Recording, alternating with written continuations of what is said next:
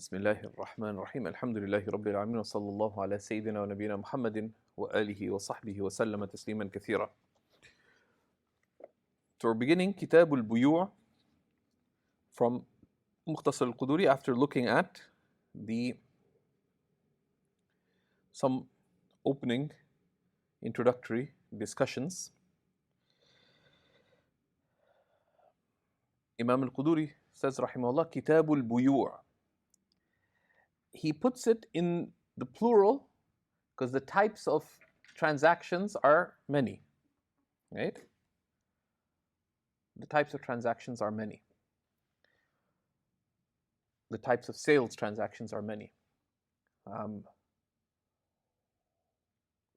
Some call it Kitabul Bay', the book of the sale, because you're describing the sales transaction as a category of transactions.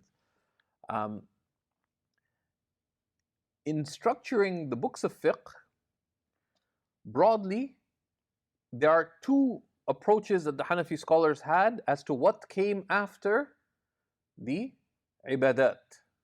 So the 5 books on ibadat, purification, prayer, fasting, zakat, then hajj, what comes after the chapters on worship? There's broadly two approaches. Some gave precedence to nikah. Why? Because nikah is described as being like an act of worship. Right? It's a sunnah maqsuda. It's a sunnah that is sought. Right? An-nikahu min sunnati. Right? And so insofar as that it has elements of being an act of worship and the act of providing and so on, it has a number of elements that would entail that you put it first. And also, it is through nikah that humanity is preserved. Right? But the other criteria is there's no if you cannot trade, there's no society. If there's no society, you ain't getting married, right? So, right? So, in that sense, some books put Kitab al-Buyu' first. After, the book of sales, they put that before, and the related chapters before the chapters on marriage. So you'll see different books are structured in different ways because of differing considerations. And this, Lubab talks a little about it. So, Maulana al-Imam al-Quduri rahimahullah says, البيع ينعقد بالإيجاب والقبول إذا كانا بلفظ الماضي. The sales transaction البيع ينعقد comes into effect through a clear offer and a clear acceptance. If both are in the definite, right? إذا كانا بلفظ الماضي, if they're in the past tense, because the past tense indicates the definite, then he'll give us some related details. So first, al-bay'. The al here is categorical, للاستغراق. All sales, all bay', all sales come into being through ijab and qabul. So the al here is للاستغراق. In the Arabic language, bay' is used for any transaction between two parties. Right? So he tells us, لغة مبادلة شيء بشيء. In the Arabic language, bay' is used for any exchange, whether it is mal, whether it is wealth or anything else, right? And bay' and shira, right? Buying or selling, both are of what are called the adad, the opposites. Um, that's why Allah subhanahu wa ta'ala says, إِنَّ اللَّهَ اشْتَرَى مِنَ الْمُؤْمِنِينَ أَنفُسَهُمْ وَأَمْوَالَهُمْ بِأَنَّ لَهُمُ الْجَنَّةِ. Allah has purchased from the believers their selves and their wealth in exchange for paradise. Imam al-Nasafi, of course, Imam Hafiz al-Din al-Nasafi in his tafsir says, in this verse is proof that no verbal offer and acceptance is required for buying or selling.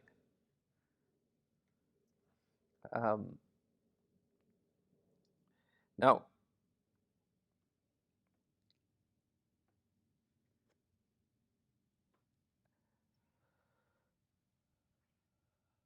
so there's a useful discussion on bay' in the commentary the Lubab, but he gives us a definition, right? That وَشَرْعًا مُبَادَلَةُ مَالٍ بِمَالٍ بِالتَّرَاضِي. It's an exchange of mal for mal. Mal is an item of material value for another item of material value through, with mutual agreement, بالتراضي. And this is a definition of the البيع الصحيح, the sound sale. Because if someone is forced to sell, there isn't taradi, the sale is valid but suspended. Right? It is suspended pending the approval of the person who transacted, right? So al-bay' is mubadalatu malin bimal.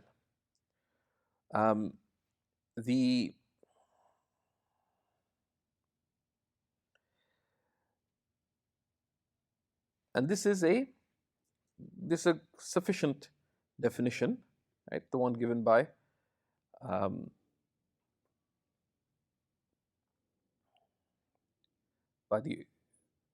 the commentator here. An issue arises, of course, what is mal? What is an item of value? Right? What is an item of value? And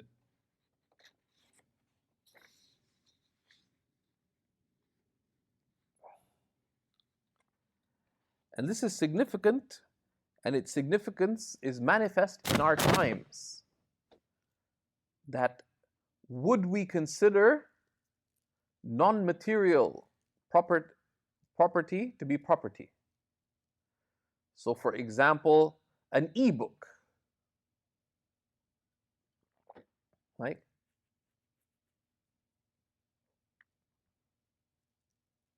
And of course, modern things, there's other problems that happens. Is it ownership or not? Anyways, because recently one service shut down, so they decided to wipe out all, because they're very complex licensing agreement. So when you quote unquote buy an ebook, do you actually own it, or do you own the right to it, right? And that's where a lot of contemporary fiqh would arise. But also ethical issues arise in those things, that if you were setting up a service, would you offer it in that way? That is it in what aligns best with our values? Right? So there's many issues there. Our copyrights of consideration, that has to do with this as well. Right? So the mubadalatu malin bimal, right? So mal, Ibn Abdin gives a definition of mal, right? And this is quoted by others as well, right?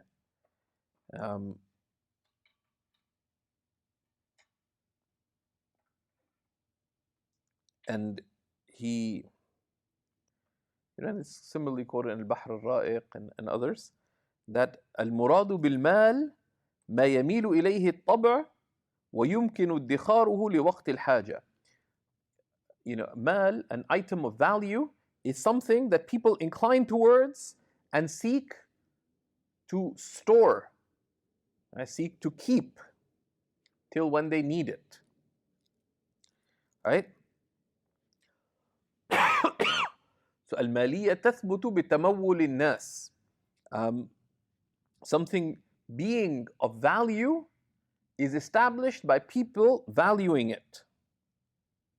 Whether some or all, people ascribe value to it. Now, so in the Shara you have the concept of mal, right? Of mal, which is an item of value. And then you have two types of items of value. ما أبيح الانتفاع منه شرعا فهو متقوم. That which is permitted to benefit from for a Muslim, this is called al-malul mutaqawwim.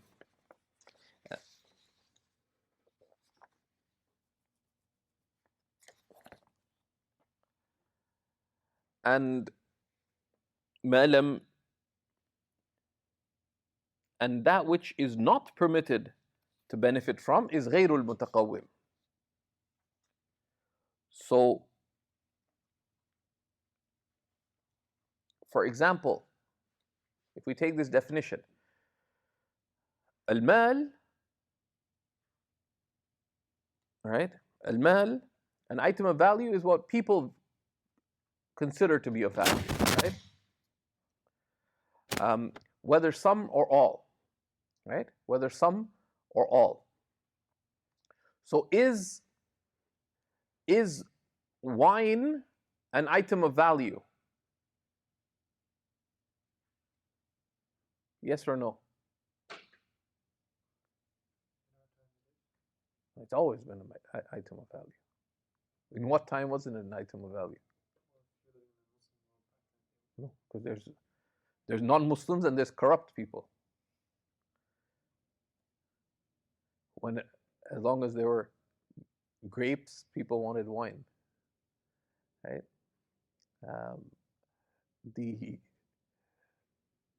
Now, so it's mal, right? It's an item of value, but it is not mutaqawwim. It is, so al-mal al-mutaqawwim, an item of value, of recognized value, is ما أبيح الانتفاع منه شرعا, is that which is permitted to benefit from for the believer. And that's important because we consider the transactions of non-Muslims amongst each other to be permissible, even if they buy and sell things that we consider to be haram, because it's mal, right? Whether it's right or wrong, it's mal. We cannot transact with them in the things that we do not consider to be mal, mutaqawwim, right? So it's exchanging of an item of value with an item of value with mutual agreement. This definition is good. Now, there is an apparent difference of opinion amongst the later scholars that the item of value, does it have to be tangible? Does it have to be a ayn? Right? Some of the definitions would indicate yes, others would indicate no. But many of the relatively earlier books as well, like Al-Hawi Al-Qudsi, for example, right?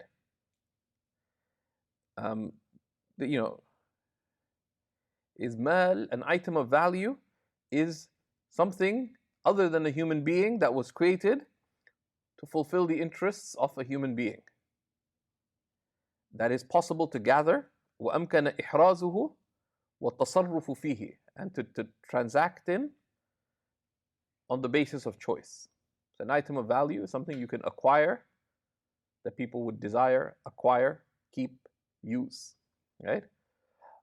Now, it's something, right? Anything that people would wish to acquire. This, why is this important? Because a whole host of things that we'll see later, amongst them, like are copyrights recognized, for example, right? Intangible ownership, things like e-books, this, that. Does it have to be something tangible? And though some of the definitions, including, for example, Imam al-Haskafi, Durr al-Mukhtar, mentions in his discussion that it's عَيْنٌ يَجْرِي فِيهَا التَّنَافُسِ. It's a tangible matter that people would vie for, right? That people would seek. I mean, it's a value. Is this definition that it has to be a'ain, something tangible, a necessary clause or an incidental clause? And there's discussion on that. The summary of what the leading contemporary ulama mention, and the definition that Ibn Abdin is pointing towards, that we mentioned what is mal, is that no, it's not. So therefore, most of the leading contemporary ulama, including the great Hanafis of our times like Mufti Taqi Usmani, Hafidhahullah, would affirm that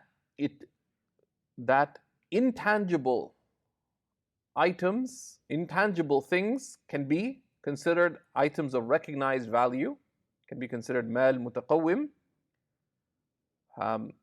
if the conditions of ownership are fulfilled in them. Right?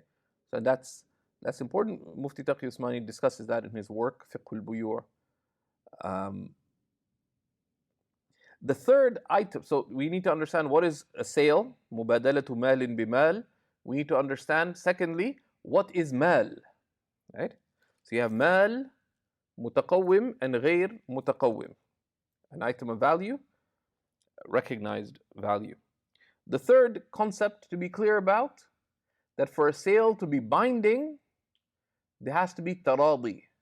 There has to be established mutual agreement. And we've referred to the Quranic verse, Surah An-Nisa, verse 29. And this is very important.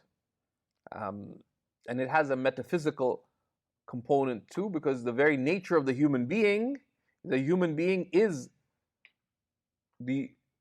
that existent living entity that has choice, that has been honored by the divine. لقد كرمنا بني آدم. The أصل الكرامة الإنسانية, right? وجود العقل والاختيار. That they have an intellect by which they can make choices, right?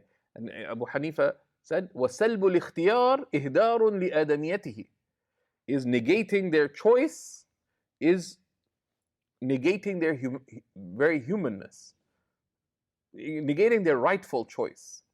So taradi is a very key component. That's why we'll see there's certain ma'ani mufsida lil aqd. There's certain things that corrupt a transaction, right? And they say, كل ما يزيل وصف التراضي فهو مفسد للعقد. Everything that would vitiate the quality of mutual agreement would corrupt the transaction. And we'll be looking at what corrupts the transaction when we come to it.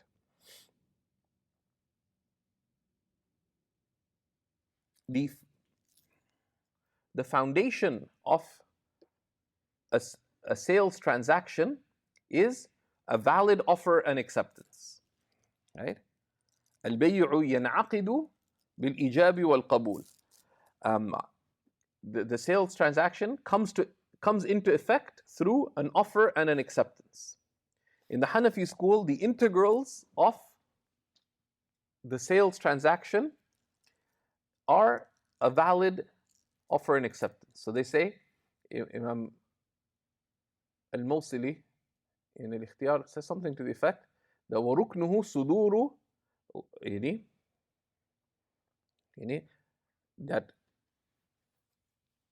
that what is the sales transaction takes place بصدور ركنه من أهله على محله, right? The sales transaction takes place when its integral is found from those fit to transact on the subject matter of the transaction. So the integral is an offer and acceptance. And we'll look at what an offer and acceptance is. They both have to be decisive, right?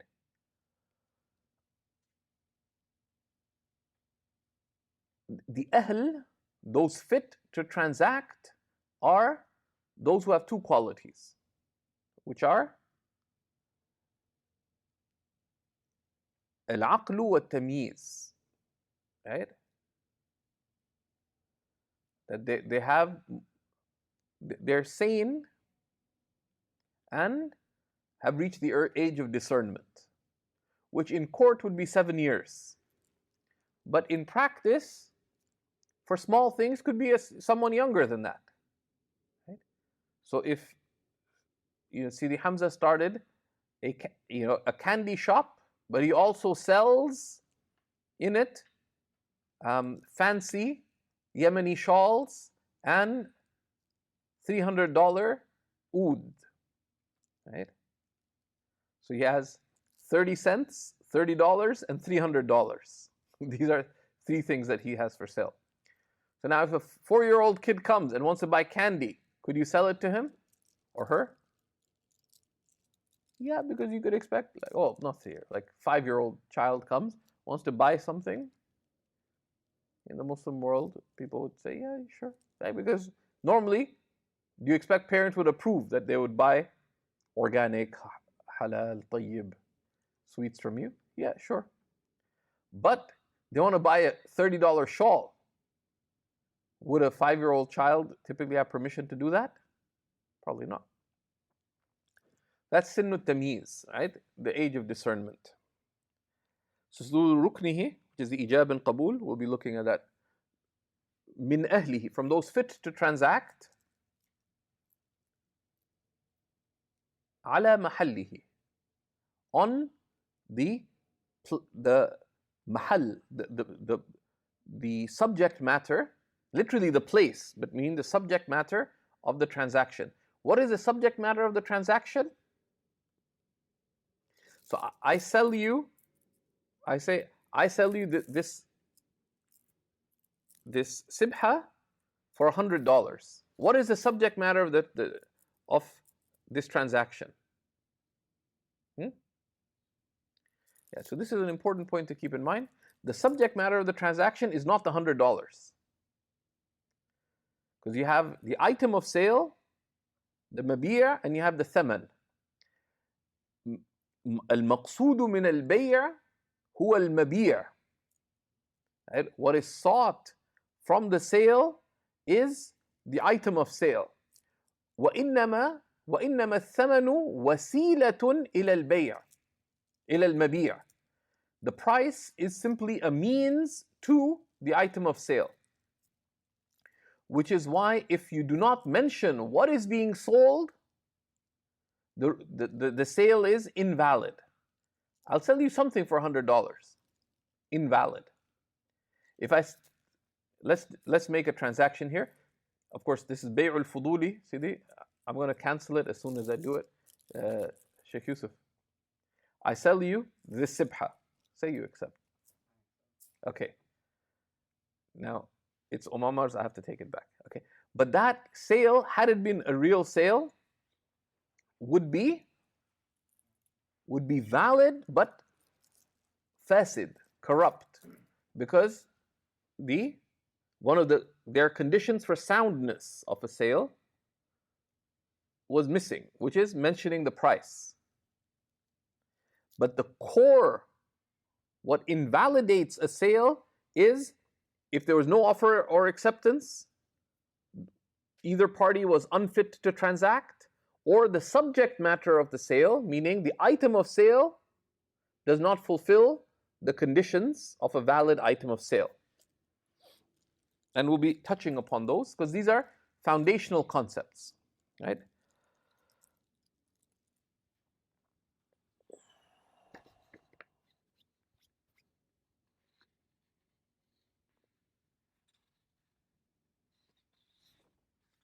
And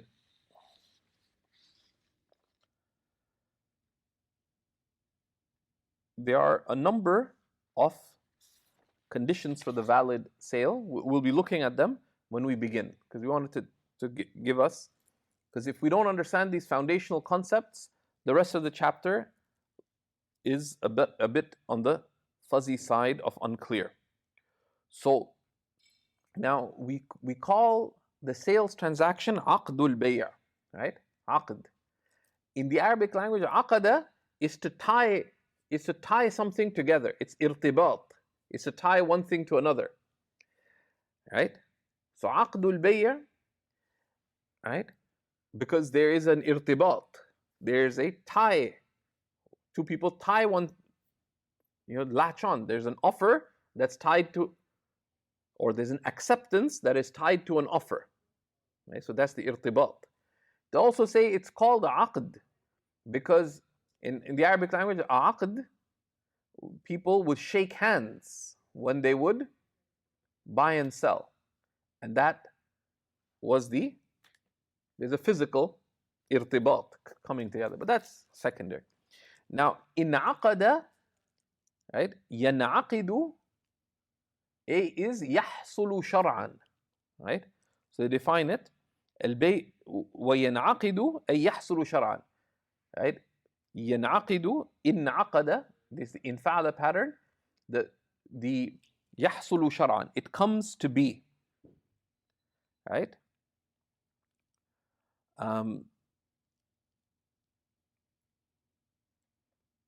Bil ijab, right? So you have an offer and an acceptance.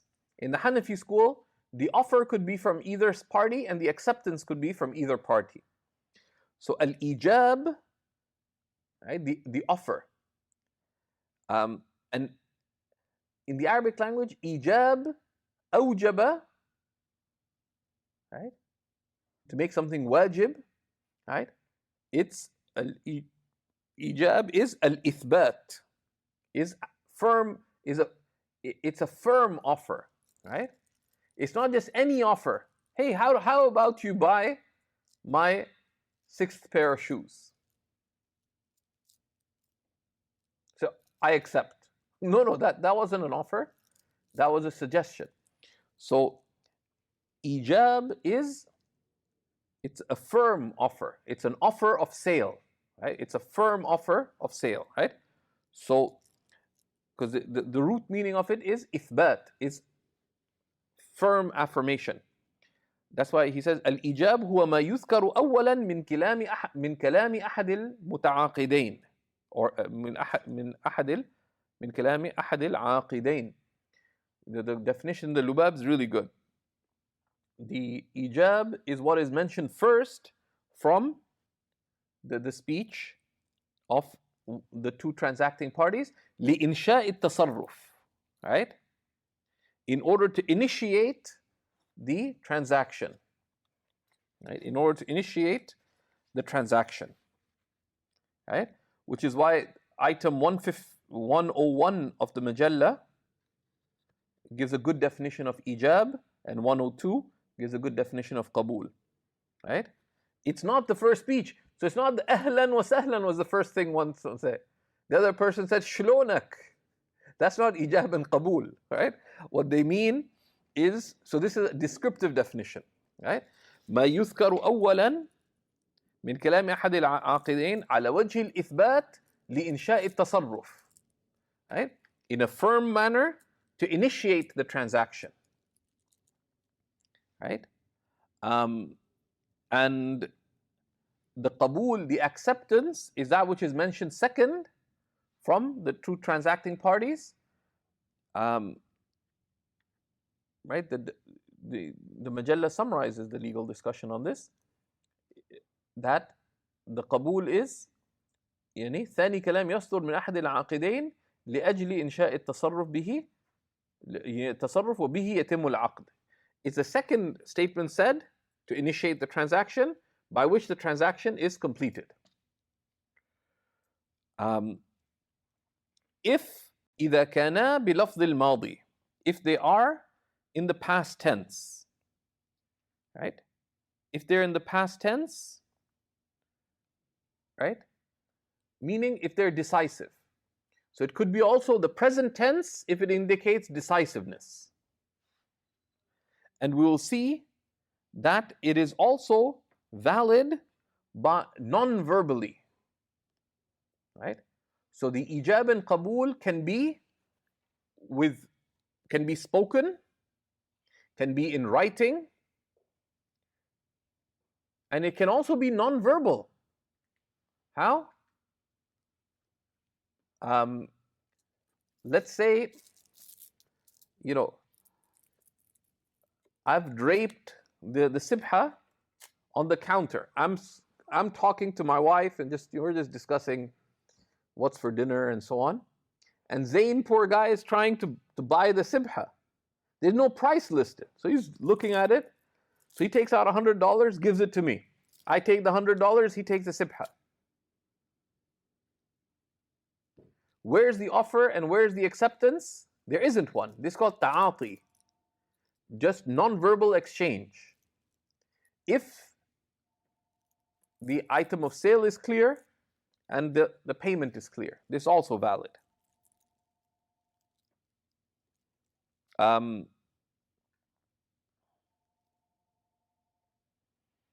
Right, this is called ta'ati. And at the bottom of where it says إذا كان بلفظ الماضي, right, it says an important principle in the commentary, والمعنى هو المعتبر في هذه العقود. It is the meaning that counts in transactions. ولهذا ينعقد بالتعاطي. Right? And that's why it is also valid by non-verbal exchange. Right? You give the money, they give you the item.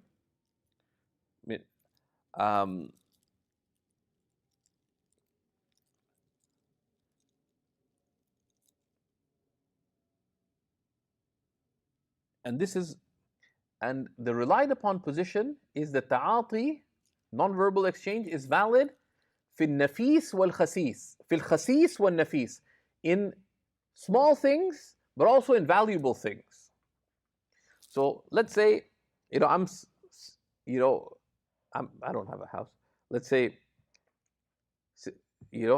Hamza Chaudhary, wealthy landholder, is sitting in front of her property. It has a big for sale sign, but he's bored stiff. Nobody's coming to buy the house. So he's on the phone with one of his teachers in a small city in Hadramaut. So this really polite sister, she's there, polite sister, really wealthy. She wants to buy the house for $1 million. She came with a suitcase that has $1 million. Trying to catch his attention. No. She opens the suitcase. He's like, yeah. But he's on the phone. He points to the phone. So she points to the house. And he points the money. And it says $1 million. Hamza goes like this. Sister gives him the thing. He gives her the keys. Would that be valid? Yes. Right? في النفيس في الخسيس والنفيس. In cheap things and valuable things. And that's the relied upon position. Because the basis is there's an exchange on the basis of mutual agreement.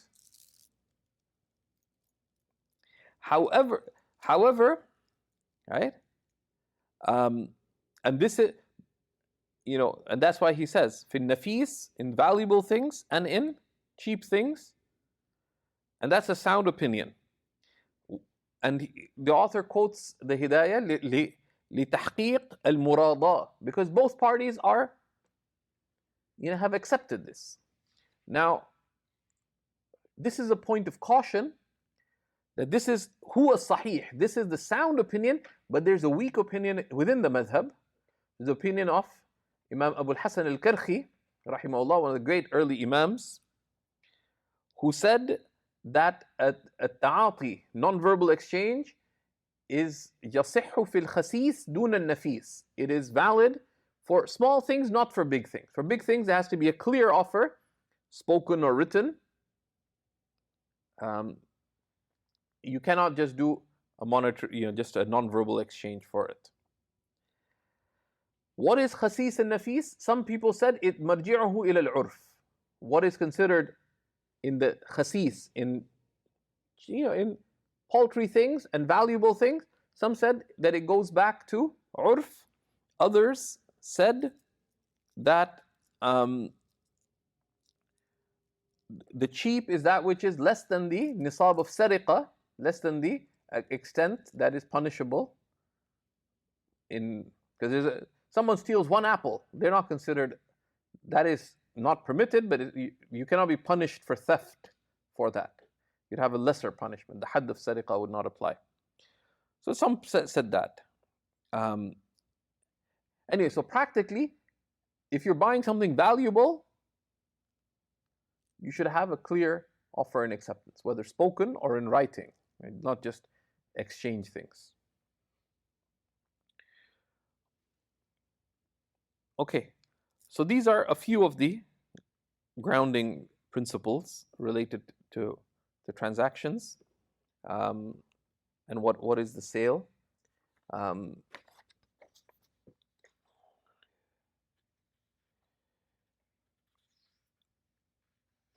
We